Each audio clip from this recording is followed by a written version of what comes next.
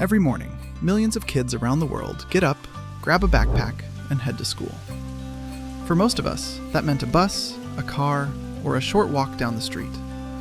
But for some kids, getting an education means crossing a raging river on a rusted cable, climbing a 90-degree cliff barefoot to get better grip, or simply walking outside when the air itself could give you frostbite in minutes. Today we're looking at 3 of the most extreme school commutes on Earth, in Siberia, the Philippines, and Nepal. And by the end, you'll never complain about a school bus being 5 minutes late again. Let's start in Yakutsk, Russia, officially the coldest city on the planet. Winter temperatures here regularly drop below -45 degrees Celsius. That's cold enough that exposed skin can get frostbite in under 10 minutes. Meet Lionel, an 11-year-old student who makes this commute like it's nothing. Before he even leaves the house, getting dressed is basically suiting up for battle. Padded trousers, insulated boots, and a heavy jacket built to stop the cold from touching his skin at all. His school is about 40 minutes away, and since there are no school buses, he relies on public transit. Bus stops are placed close together, roughly every 200 meters, specifically so no one has to stand out in the cold for too long. If a bus is late, kids sometimes have to sprint back home just to avoid frostbite. Here's the wild part. School doesn't actually close for the freezing temperatures Lionel deals with. Classes only get canceled once it drops below -50 degrees Celsius. Anything above that, even a bone-chilling -47, and it's a normal school day. Once inside, students in Yakutsk learn 3 languages: Russian, English, and Yakut, a native Turkic language passed down for generations. Education here is taken seriously. Kids as young as middle school age are already preparing for the university entrance exams they'll need years later. Because it's too dangerous to play outside, recess happens indoors. And after school, families brave the cold anyway, heading to open-air markets where fish and meat stay naturally frozen on the table, no freezer required. Despite living somewhere most of us would call unlivable, families here describe their winters with something close to pride. The cold isn't the enemy, it's just part of life.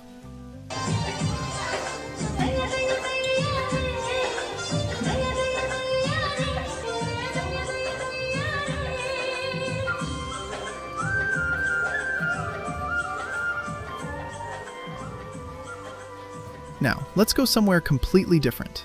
The mountains of the Philippines, where a group of elementary and high school kids face a commute that would break most adults.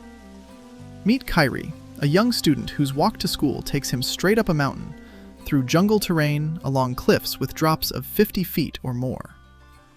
The hike starts on a normal road, but quickly turns into a steep, muddy trail through dense jungle. And the weather doesn't cooperate. A sudden downpour can turn the whole path into a slip and slide of loose rock and mud in seconds. Then there's the section locally known as Pang Pang, a nearly 90-degree rock face the kids climb, using nothing but their hands, knees, and whatever tree branches they can grab onto. One wrong step, and it's a straight fall down the mountainside. Some of the older kids actually take their shoes off here, they say. Bare feet grip the wet rock better than worn-down sneakers. Along the way, they also have to watch for venomous cobras hiding in the brush, something the local kids treat as just another Tuesday. And this isn't a one-time field trip. This is the daily routine. Up to 5 hours of walking round trip, just to reach a school that's been standing since 1948 and is falling apart at the seams. No school bus has ever served this route, simply because the community can't afford one. But here's the good part of this story. After this journey went viral, an online community raised enough money to buy the school its very first van, so these kids wouldn't have to risk the cliffside hike every single day anymore. It's proof that awareness alone can change lives.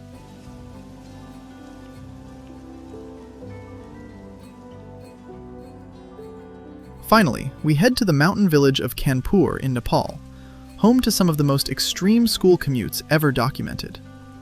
Nearly half of Nepal sits above 4,000 meters in elevation, and getting from a remote mountain village to the nearest school often means crossing the Trishuli River, a wide, fast-moving river fed by Himalayan snowmelt. Meet Ajit, a boy who wakes up before sunrise to help on his family's farm for 2 hours before even starting his journey to school. His dream? To become a pilot and see the world beyond these mountains. To cross the river, there's no bridge for miles. Instead, kids use something called a tuin, a basic wooden basket hanging from 2 aging steel cables, which they physically pull themselves across, hand over hand, 60 meters above rushing water. The ropes are rusted, they cut into small hands, and during monsoon season, when the river rises, the crossing becomes even more dangerous. Accidents have happened here. Kids have fallen in, some nearly drowning. And the danger doesn't end at the river. After crossing, the kids still have to hitchhike along a busy highway just to reach school on time, flagging down trucks and hoping a driver takes pity on them. By the time they actually sit down in class, many of these kids are exhausted, and it shows in their grades. Teachers even admit the students from across the river tend to struggle more, simply because so much of their mental energy is spent just surviving the commute.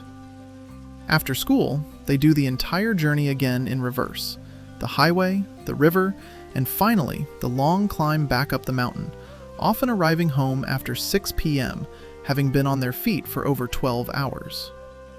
And yet, every single day, they get up and do it again, because for these families, education is still worth the risk.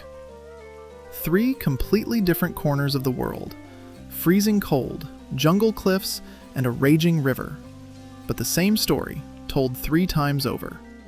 Kids who will risk almost anything for the chance at an education. So, next time your commute to school or work feels rough, remember, somewhere out there, a kid just crossed a river on a wooden basket just to make it to class on time. If you want to see more stories like this, make sure to subscribe, and let me know in the comments which of these 3 commutes shocked you the most.